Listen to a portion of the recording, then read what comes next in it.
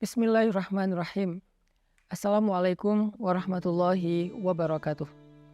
Teman-teman sekalian, kita hari ini akan lanjutkan sharing dan konten tentang libatin Allah. Konten libatin Allah ini sebetulnya konten tentang ilmu akidah dan ma'rifatullah, ilmu tentang yakin kepada Allah dan bagaimana cara bersandar dan bergantung kepada Allah Subhanahu wa taala dengan lebih mengenal kebesaran Allah, baik sifat-sifat Allah, nama-nama Allah, kekuasaan Allah, dan seterusnya. Sehingga dengan kita belajar ma'rifatullah ini, kita jadi tahu bagaimana harusnya kita berinteraksi dengan Allah. Kaifa nata'amal ma'allah fi hayatina. Gimana cara kita melibatkan Allah dalam kehidupan kita sehari-hari.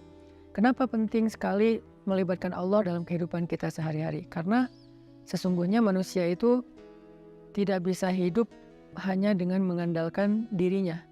Orang kalau misalnya cuma mengandalkan dirinya, maka hidupnya akan banyak zalal. Zalal itu banyak trouble, banyak mentoknya. Karena kita ini dhaif, kita ini halua, kita ini ajula, kita ini banyak keterbatasannya. Bahkan cenderungnya manusia itu rugi. Sebagaimana yang kita sering ulang-ulang ayatnya, innal insan lafi khusr. Manusia itu pada dasarnya banyak merugikan diri sendiri, kecuali kalau dia beriman kepada Allah, artinya dia bergantung kepada Allah, illal ladzina amanu, dan seterusnya. Makanya belajar melibatkan Allah itu sesuatu yang sangat darurat ya, sesuatu yang sangat penting dalam kehidupan kita. Kalau kita pengen ada keajaiban dalam hidup kita, atau pengen dikasih jalan keluar ketika kita mentok, atau kita pengen meraih hal-hal yang kita anggap mustahil. Kenapa? Karena kata mustahil itu hanya berlaku untuk kita, tidak berlaku untuk Allah, karena Allah ala kulli syai'in qadir. Banyak hal yang bagi kita itu jauh, tapi bagi Allah dekat. Bagi kita itu besar, tapi bagi Allah itu kecil. Bagi kita itu mahal, bagi Allah itu murah. Bagi kita itu tinggi, nggak terjangkau, bagi Allah itu rendah dan sangat mudah gitu. Bagi kita sulit, bagi Allah itu mudah.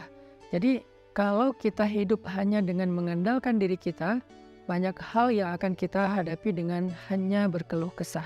Tapi kalau kita hidup dengan melibatkan Allah, justru kita akan menjadi orang yang optimis. Lalu ketika kita dapat masalah, kita sabar. Kalau kita dapat nikmat, kita syukur. Dan itulah hakikat dari kebaikan hidup seseorang, antara sabar, syukur, karena kedua-duanya adalah khair. Kedua-duanya adalah kebaikan bagi dia.